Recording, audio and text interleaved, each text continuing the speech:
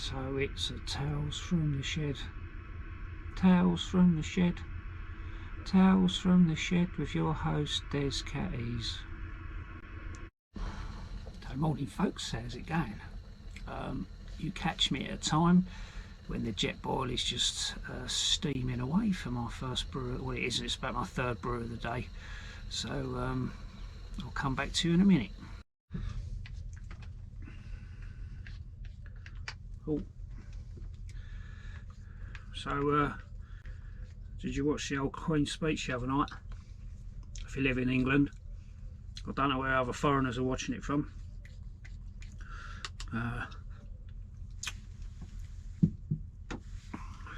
Did you see it?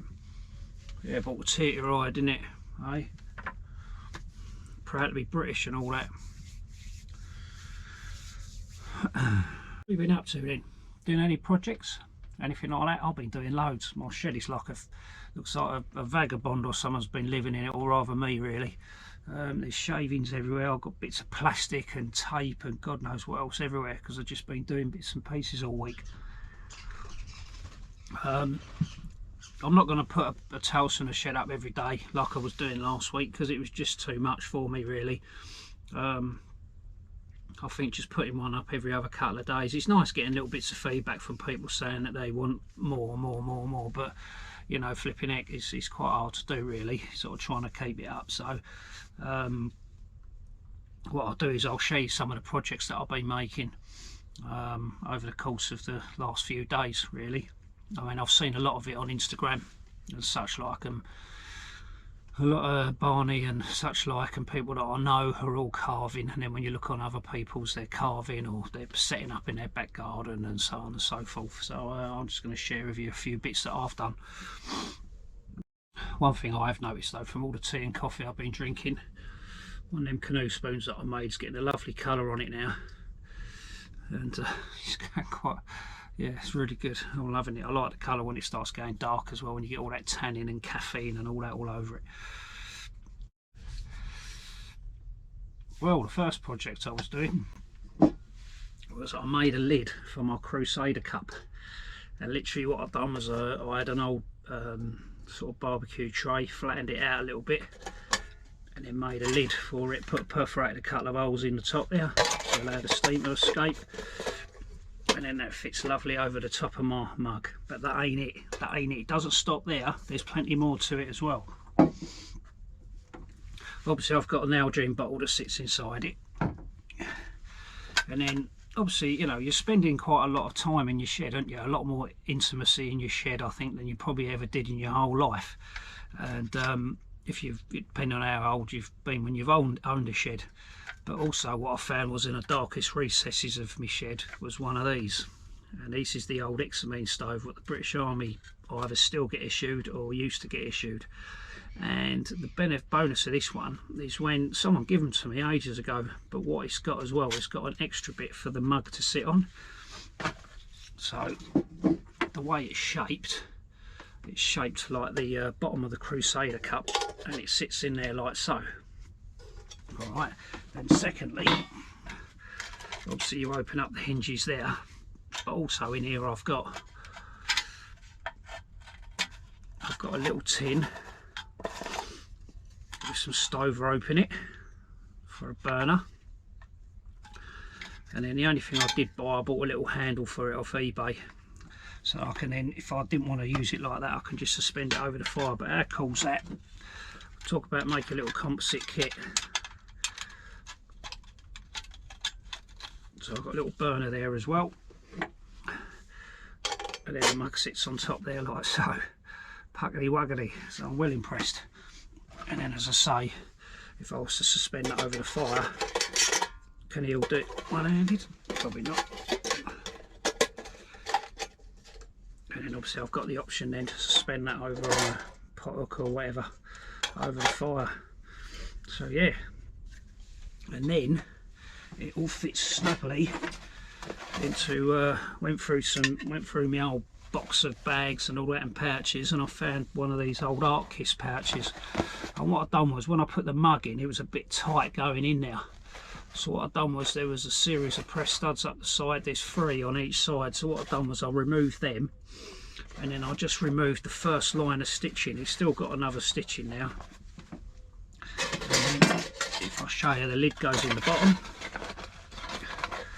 like so. Don't worry about the edges getting creased or whatever, squashed down, because then I can just pull them back out again when I go to use it. The mug then sits inside there like so. The bottle next, and then finally put the lid back on the little burner. That sits inside there like so, along with the handle. Alright, fold it down, that goes on top, and then that sits inside there like so. Yeah, and then the whole thing flat comes over the top quite comfortably. And there it is. I've got myself a little brew kit. I've got some old seat belt and that. I could actually make a little attachment for it if I wanted to take, you know, just stick a couple of sachets of coffee or something like that with a spoon in there, and then that's a nice little composite brew kit if I was going out for an hour. You know what I mean? And I could go out and make myself a brew. So that's the first thing I made. Right, and then the next thing I made was I kind of used to laugh at some of these knife mods that people make, you know, where they attach all different things to their sheaths and all that. But you know what, I thought, no, come on Des Catties, give it a go, see what happens. It'll obviously keep your sanity for a little bit whilst you're in the shed. So what I did was, yesterday I actually made one. This is one of the this knife is a Mora knife that was ram, you know, it's got ram ears on it as well, somewhere on there really faded. So what I've done was I took the sheath, I've got a little ferro rod there on the side there that gives off quite a nice spark. I've also put a 90-degree spine on there, and it obviously fires off nice sparks, so that's kind of an handy little ferro rod there with the knife. And then all I've done is I've wound round now some sort of fire cord, so that's got some fire cord in there, fishing line or fishing filament and so on and so forth. And then I've put just a little Ranger band on there just to hold this bit in place out the way, so then if I needed to use this, all I needed to do, obviously if I've got cold gloved hands, I can pull that off there and then pull it out. Alright, so that's one that I've done. I'll do that in a minute. And then what I've done with my own knife, my favourite, my knife that I tend to use, my TBS Wolverine, what I've done was I've got a shed load of elder, and I'm making bits up with, I'm making up little needle cases and stuff like that. I did post up a couple of pictures on Instagram. If you follow me on Instagram, there's one needle case. The original idea came from Neil Andrews from Greencraft, and what I've done was, it literally is just you hollow it out with a piece of dagwood or a wire, or I used a wire in this bit, hollowed it out, put a little plug in the bottom. Then what I've done was I've got another little piece of elder, put a little bung in there, and then that houses home like so, and then I've put just burnt little patterns on it, nothing special.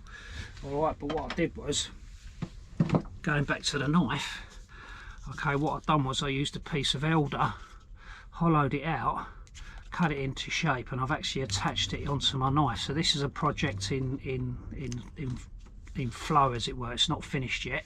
And then what I've done with the ferro rod, if you look closely there, I've actually done it where there's a little bit of an apex there, and it clips onto the plastic of the sheath. And as you can see, it comes out quite nicely. And if I go and push it back in, it clicks in on that little recess on the fire still. So yeah, and it's quite solid at the moment. What I'm going to do is I'm going to wrap that in paracord, probably use some Ranger bands and maybe put a lighter on it or something like that, nothing too much. But that's just my knife. I'll use the fire cord as well on there because it makes sense to. and then I've got the option to either wear it on my belt, which I normally do, or I've got just a piece of paracord there that I can wear to use it for around my neck. Alright, so that's a couple of little projects I've got getting on with at the moment. I've got another Mora knife. Well, I've got two. I've got another orange one, which is here. I'm going to muck around with that, bling that one up. And then finally I've got another one that sits on the bottom of my Helicon chest pack, but I'm not going to do anything with that. I'm literally going to leave that one there because that sits on the bottom of the chest pack. So there it is.